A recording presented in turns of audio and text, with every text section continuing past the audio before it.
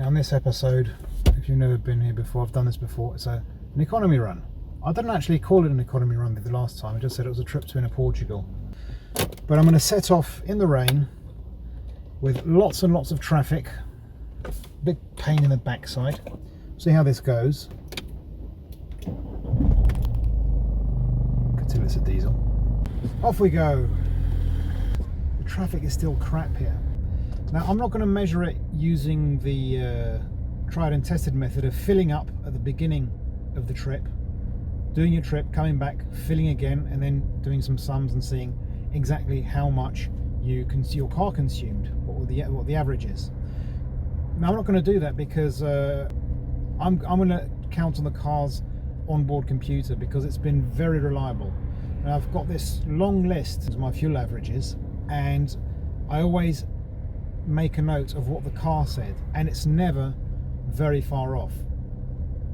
So I'm going to trust the car's onboard computer. Right now we're at 6.2 litres per 100, which is absolute crap, but obviously because we're inside a city that's bunged up with traffic. Where I'm planning to go is probably one of the highest points in the district of Porto, if I believe. It's one of the most, I think it's the most easternmost point of the district of Porto. And if you're not familiar, Porto is a city in Portugal, which is in Western Europe. It's actually the westernmost country in continental Europe.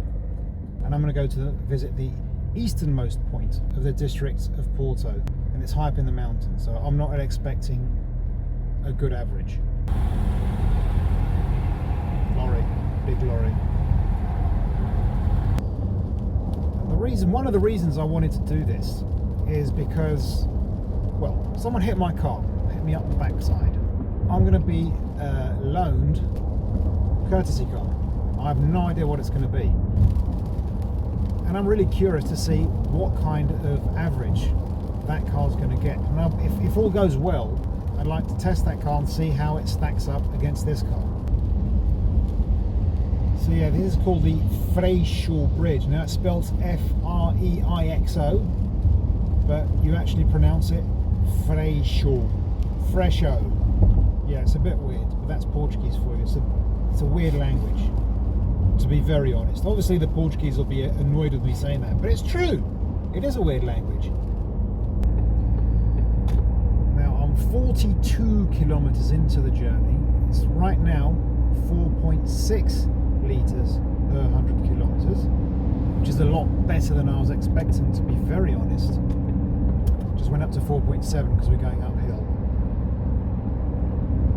And one thing I am trying to do is not trying to overdo the hypermiling, as the Americans call it, not trying to overdo the little techniques for saving fuel, as for example, probably the most common one, for example, pulse and glide. What does that mean? For example, right now I'm accelerating up to 110 kilometers an hour. I've just put it into neutral. So the idea is you accelerate smoothly up to a certain speed, and then you let the car glide along, as the name suggests. Pulse the throttle.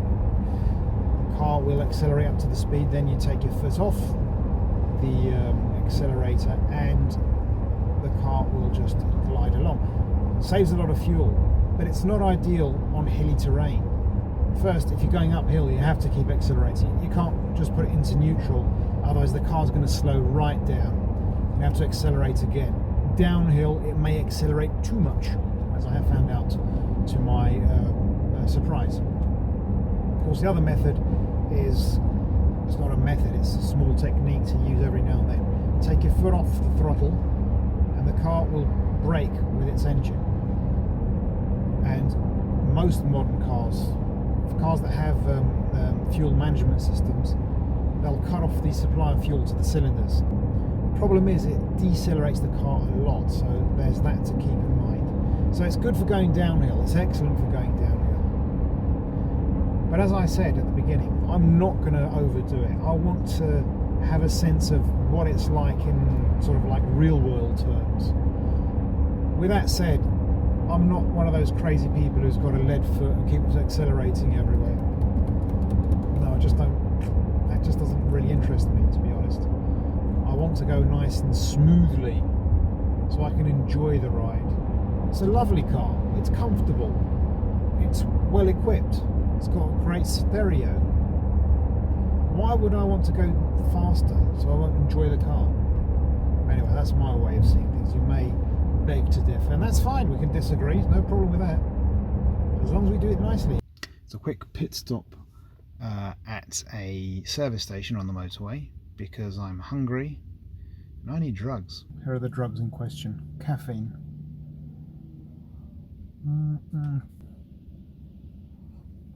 So yeah, I've got my coffee, which I really need. Also bought these peanut cookies. €3. Very expensive. The problem with service stations is they're very expensive, but they're also really crap. It feels expensive, but you've got like some good.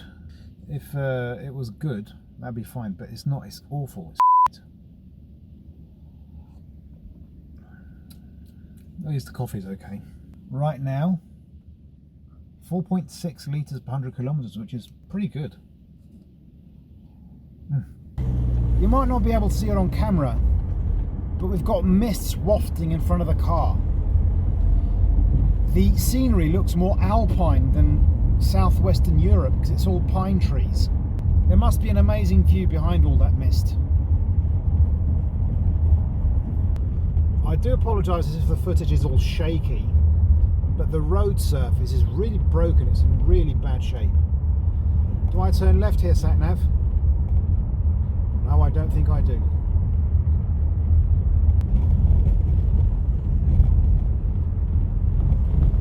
Oh, ow, ow, ow, crap.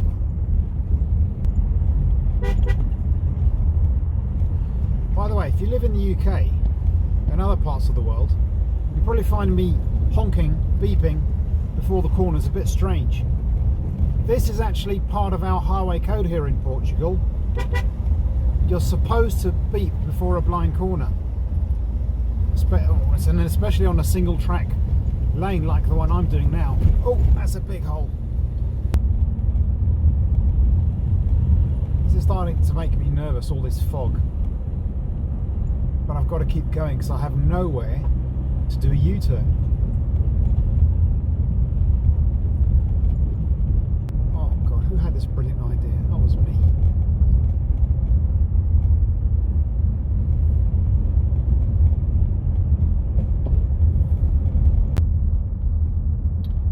So this is it. We have arrived at our destination. And yeah, the view is underwhelming to say the least.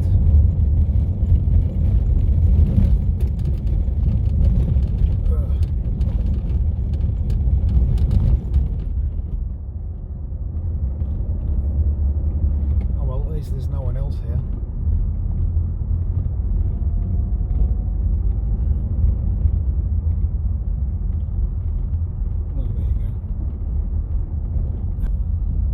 Fiddlesticks. Anyway, never mind. Still was a lovely adventure to make it this far. Maybe I'll go over there. So it's over there. Ooh, goodness me. Ooh, that's a rough surface. Ah, my tyres. Ugh. Let's park up and have a look around.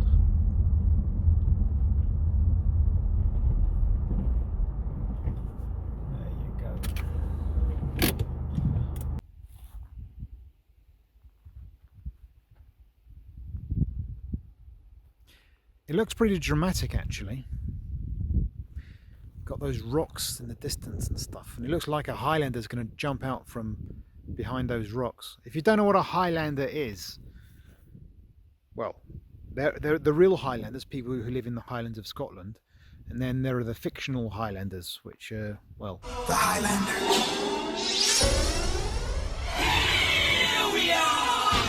But yeah, I don't think we're going to have any views today.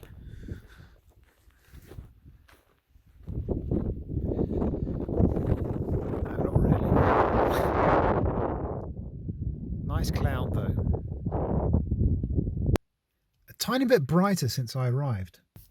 I couldn't see that over there when I arrived, and now I can, which is, well, that's odd.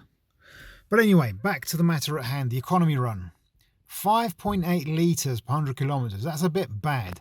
But have to keep in mind that the last 20 odd kilometres were all uphill, all of them. And that really, really damaged my average. So hopefully going down, I'll be able to get some of that back. I'll be able to lower the average somewhat. Look at the sheep. Look, look, look, look. Hello, sheep.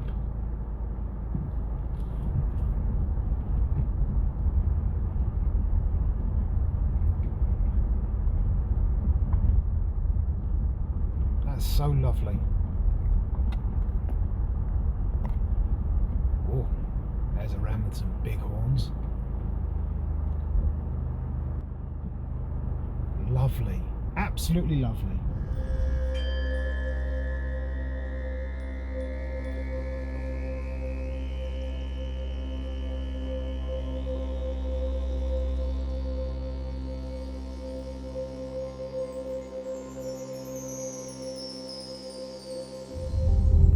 Finally we're out of the mist. That's better. One thing I forgot to mention, because it's not really important for this video, but the car passed its MOT today. This car, my Citroen C5 Tourer. It's called the IPO here, equivalent to the German TÜV or the British MOT. And apart from the accident damage, passed with flying colours.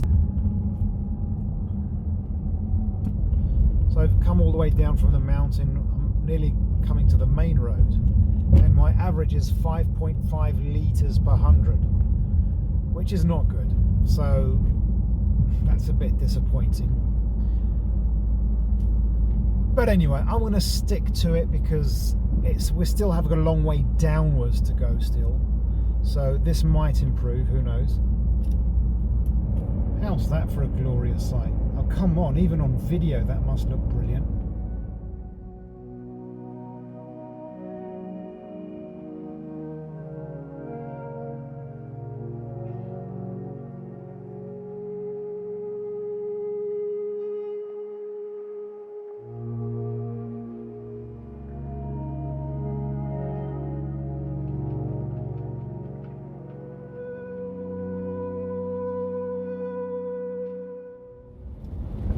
I'm only 30 kilometers away from Porto, but this is the worst part of the journey, when I'm actually getting closer to home and I start to get impatient.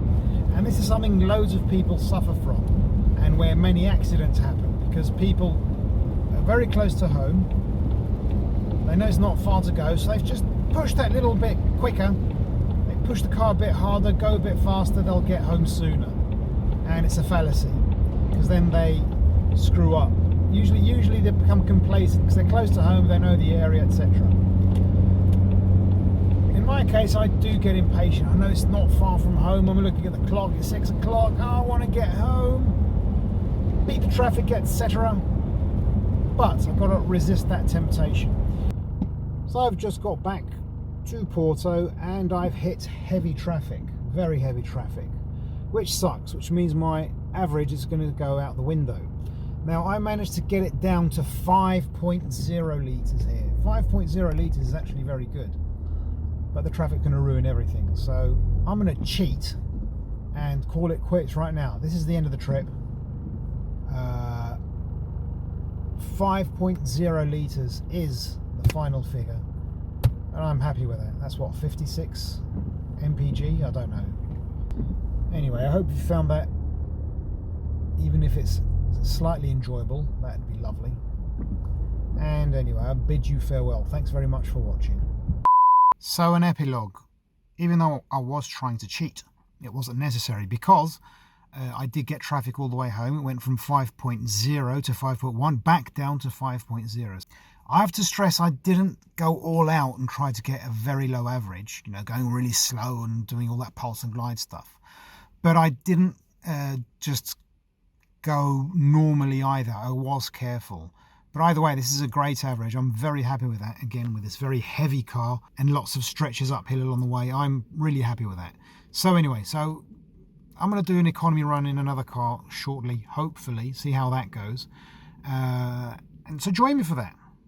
You know, subscribe and all that stuff. I bid you all farewell. Again.